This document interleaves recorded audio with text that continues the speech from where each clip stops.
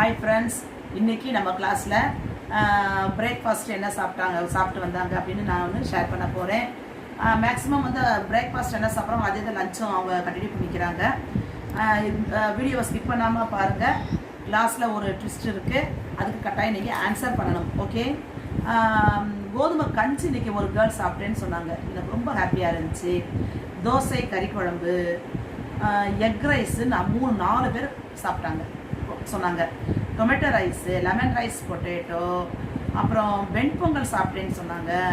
வெண்டைக்காய் குழம்பு, மட்டன் குழம்பு, dosa, sambar, egg fried rice 5 பேர், ஆமாம் 5 பேர் சாப்பிட்டேன்னாங்க. தோசை, அப்புறம் மீல் மேக்கர் பிரியாணி, யார் நம்ம மித்ரன், சாம்பார். இதில் ஸ்பெஷலாக ஒருத்தர் சாப்பிடுவார் ரெகுலராக, இட்லி சாம்பார்.